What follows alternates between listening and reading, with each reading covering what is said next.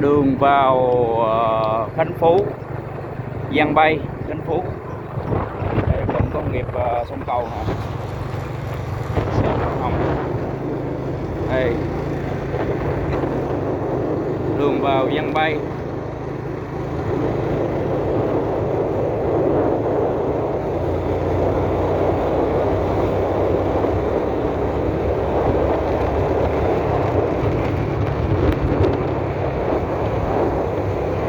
Lên đây khí hậu mát mẻ.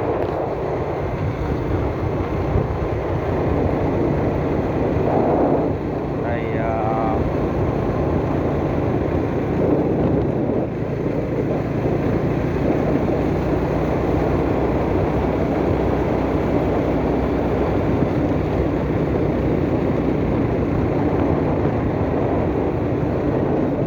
rừng Gà Thả Đồi.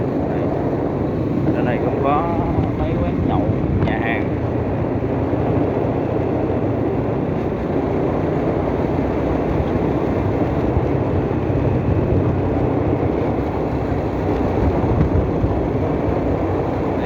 Hôm nay mát chứ.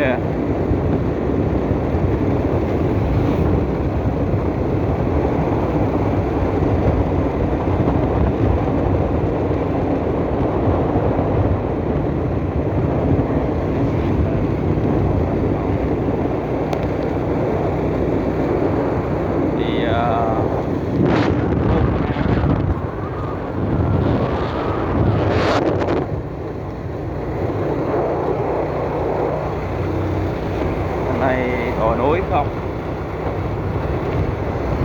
Giang Bay 10 cây nữa.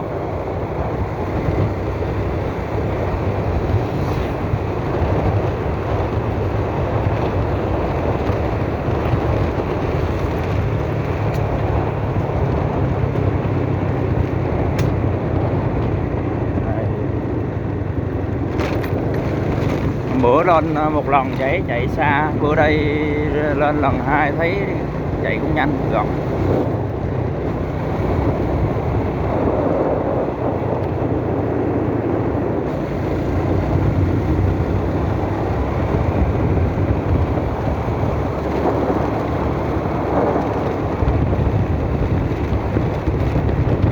Ồ, đồi núi không, nhưng mà công nhận ở đây cây cối nhiều, mát ghê. Bóng mát. Trên đây lên suối rồi nhậu là hết sảy. Đây cũng có một số người dưới Nha Trang lên mua đất đai cho lên đây.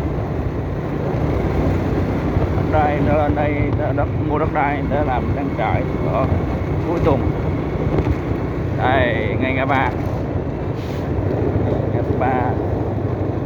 Rồi quẹo qua đây có cà phê Võng, Giang Bay Water Park.